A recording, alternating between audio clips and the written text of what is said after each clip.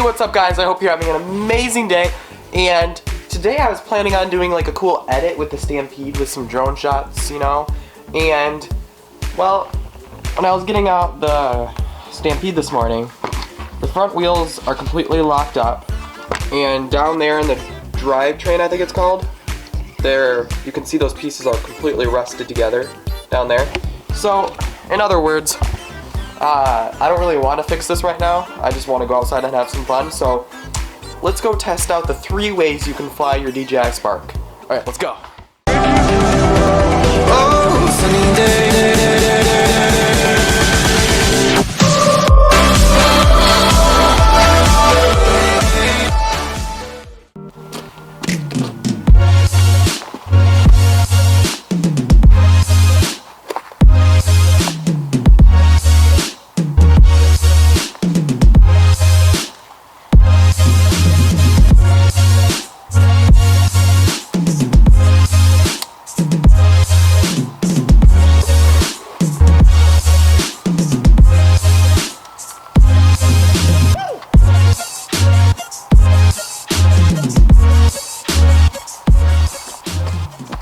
So there are 3 ways you can fly your DJI Spark. Number 1 is with the remote control and your Spark, obviously.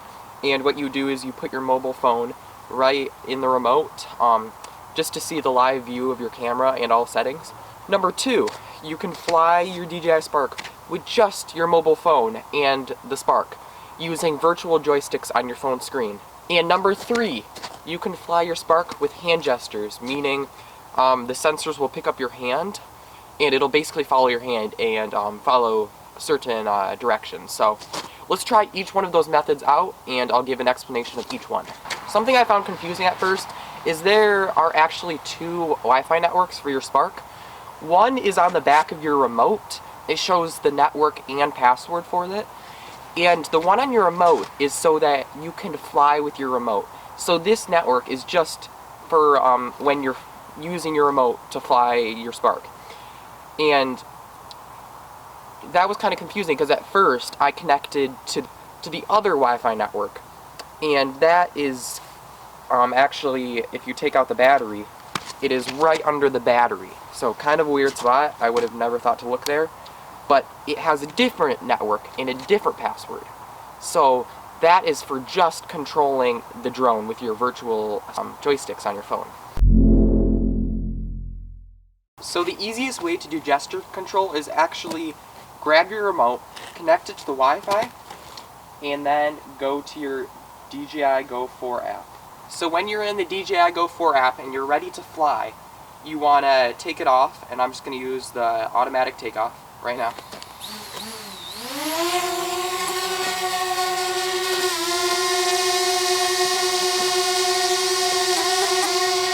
And I'm going to move it over there because it has obstacle avoidance right now.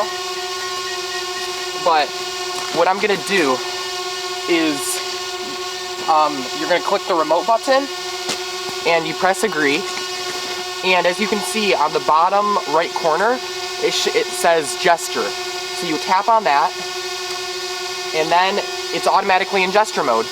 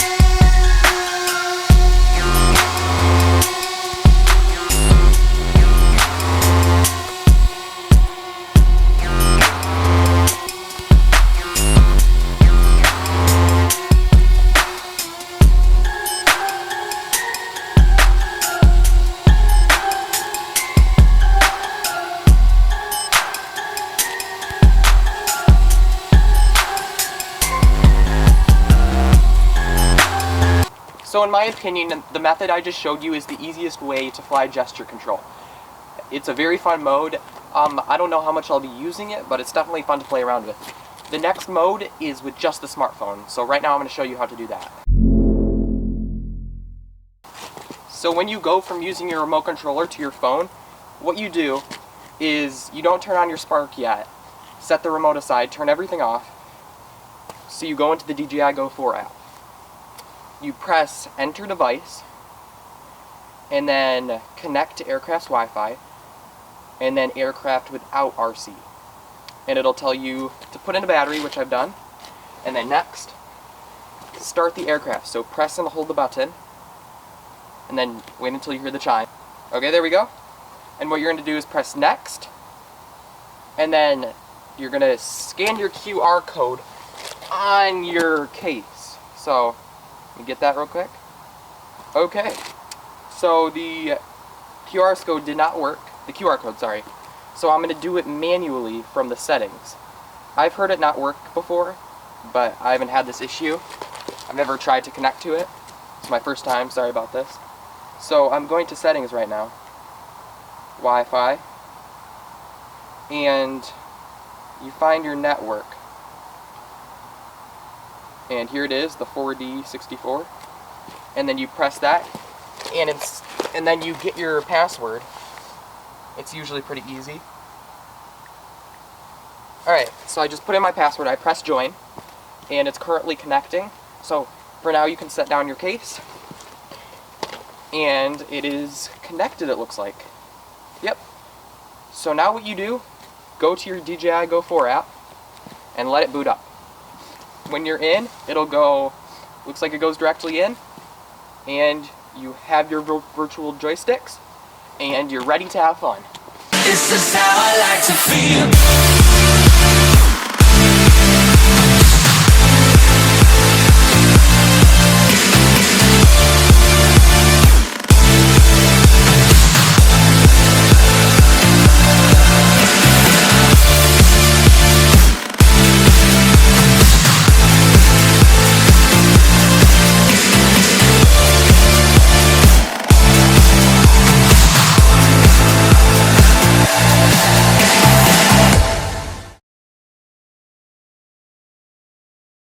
And the third way to fly your Spark is with the remote controller, which I explained the entire process in one of my previous videos, which I'll leave a link down below, so if you're wondering about that. For now, it just started raining, so I'm going to pack up and go inside. But thank you guys for watching this video. If you're wondering about the remote controller, watch my other video. My camera's about to die. See you next time.